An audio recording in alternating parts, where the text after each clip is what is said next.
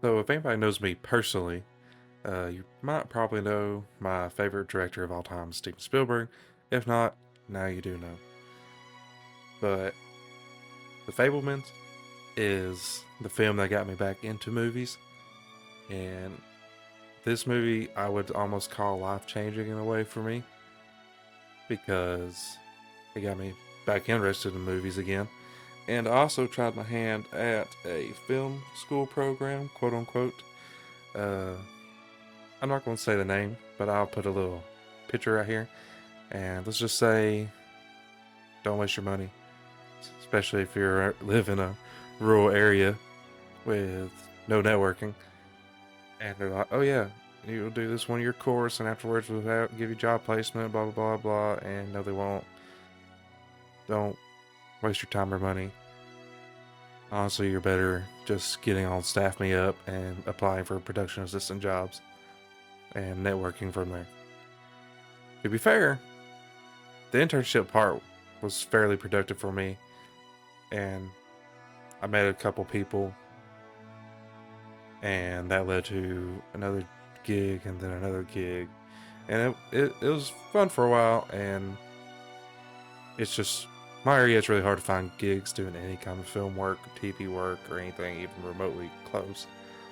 So that dreams kind of went down the tube. Looking back, I probably should have really got back into it around when I graduated high school. It probably would have been the best time. That way I was more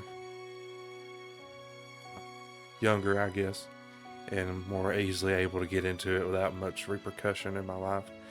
Right now, I gotta have a job that pays constantly, or well, regularly at least, and pays decent.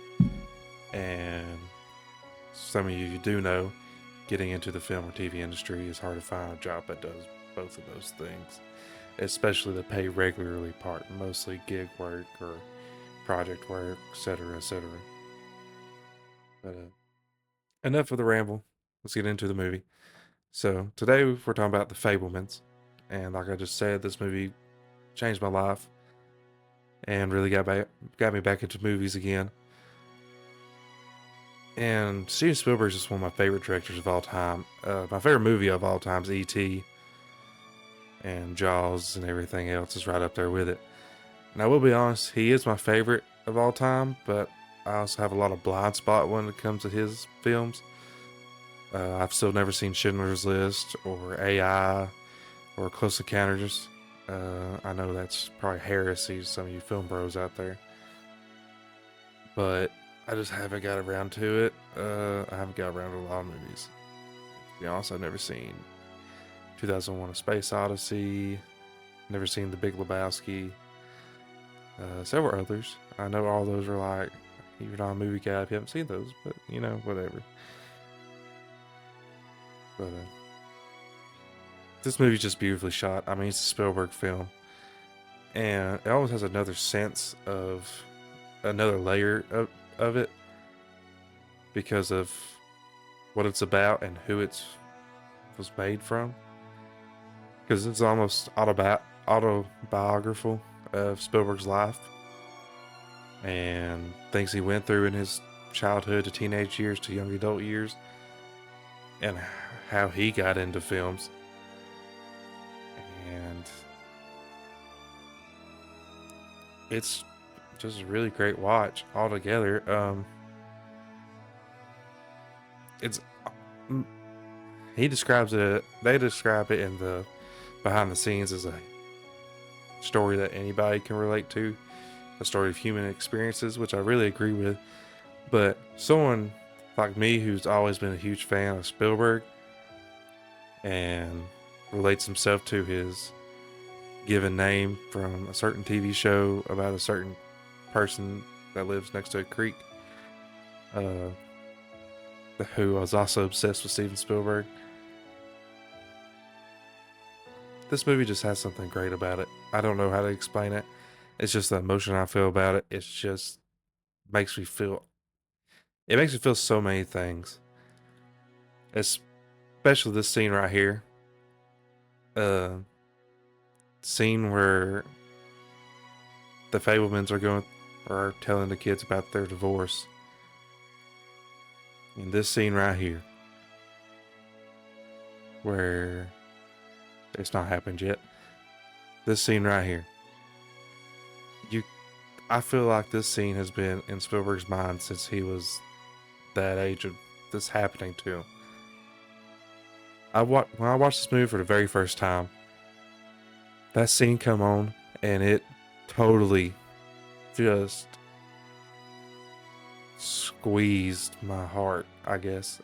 I don't know how to explain it, but just a sheer emotion I felt just from seeing that scene unfold in front of me was just a totally different experience, because it wasn't just like watching the movie and it's like, okay, I understand how this is supposed to be perceived and this is very emotional and everything. This was like, I could tell this is an emotion Steven was been trying to get out, or he's been holding on to his entire life, voluntarily or involuntarily, or if he even didn't realize it until after he made this movie or while he was making this film.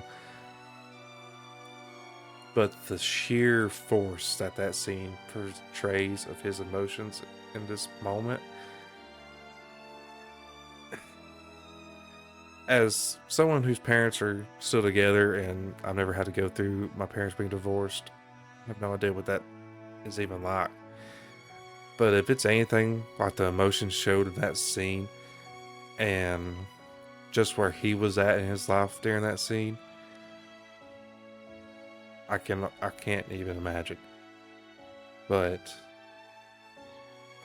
I really feel like I'm rambling, but there's just so much I feel like I have to talk about with this film, because it's so good. Like, I'm not going to say it's his magnum opus, because I'm not seeing it nearly enough of his works to even consider it his magnum opus. But just between the parents divorcing scene and the scene where he's meeting with director Ford, played by David Lynch, rest in peace to a brilliant filmmaker. Anyway, this film is just, compared to some of the other ones I've seen of his, which are all shot beautifully, this film just feels so like it's been shot by him, like he was director of photography. I don't know how to explain that, but that's just what it makes me feel like. It feels like he was the one behind the camera the whole time, and behind the scenes he was a little bit. But it does such a great job of portraying that this is, if you have seen other stuff from the director and have watched a bunch of behind the scenes of Steven Spielberg and stuff, and you've watched behind the scenes that comes with this film, after you watch the behind the scenes and then watch the film again, you can see everything he was trying to purvey from his own personal life story, and how he was trying to put that from script to screen, and all his collaborators and the people who helped him put his story onto a script. Oh my god, this movie's so good. I know this is a ramble. I really do not care. It's just the words spewing out of my mouth as I'm watching the footage, as I'm recording this, and god, this movie's just so good. E.T. is my favorite movie of all time, and it's my favorite Steven Spielberg movie of all time. Of the ones I've seen, like I said, there's several blind spots I've got in there. My second favorite Steven Spielberg movie of all time is definitely Jaws, and this is my third, which are all top 20 movies for me of all time. It's just, if you haven't seen it, please go watch it. And I feel like when it come out, it was kind of under the radar, because I didn't even realize it come out until I saw it at Walmart on Blu-ray, and that's why I picked it up, because I knew it was a Steven Spielberg movie, because I had heard of it at least once, but I just didn't even know it was in theaters. Or I probably would have tried to go watch it in theaters, because at that point I was actually trying to go to theaters regularly, but I just wasn't really into collecting physical media and watching movies like I used to as a kid, and how I am now. God, I'm gonna make an updated collection video for this new year. It's gonna be a long one, and when This movie made me feel so many things in that first watch, and I just put it in to watch something too. Is what's bad. And as I sat there and watched this film, it's my whole, not really my personality changed. I don't know if I go that far, but it changed my mindset on how I viewed movies, and it flipped a switch in my head that I wanted to try to be a part of movies, just TV or film or anything. And I did try, and I want to keep trying, but it's so hard because it's so inconsistent, and that's just how it is, especially where I am in Alabama. There's nothing here.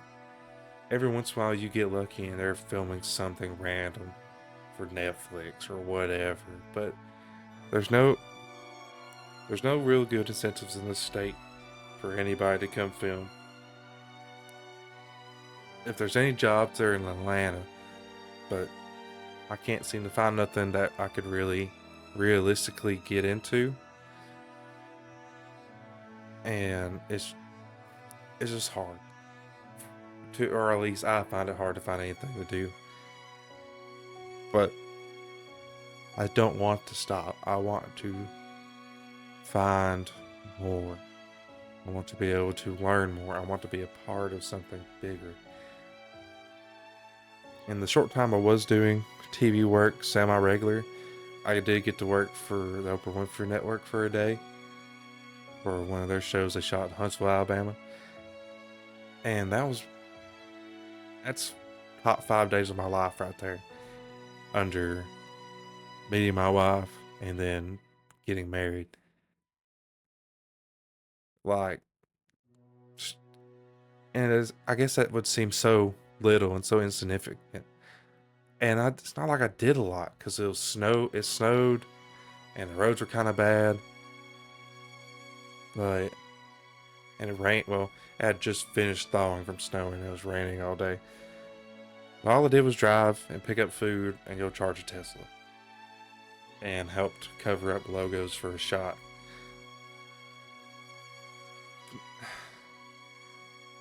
But it's some of the best time I had ever. And then even in my internship, it was mostly for TV stuff or YouTube video stuff. But I got to run a camera. I got to be on location for a trial that was happening, and then for them bringing in I don't even know what to call it. Anyway, besides the point, I got to do so much, and it was such a good time. And I've not got to do that in a while. And just life and things happen, and jobs happen. This job I've got now, I've got a little more freedom. So if I was to come across a 1 or 2 day shoot thing, I could probably take off and go do that. But that's the thing, it's just hard. It's hard to find something I can do. I've not done enough to get anything more than like a production assistant gig, or maybe just running crafty or driver or whatever. Um, but yeah, God, I am ranting. I'm not even talking about the movie anymore. Um, I don't know what to say about this movie. This movie's so freaking good. And it's shot so beautifully, and John Williams' score is so beautiful, just like every other film he scores. The man is 93 years old, and he's still putting out beautiful music.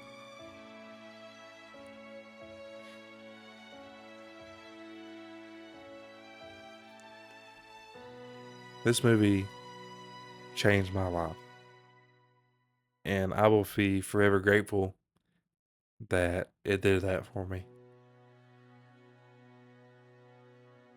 And it made me have such a greater appreciation for movies again, and it's made me feel like I did when I was a kid watching movies all the time.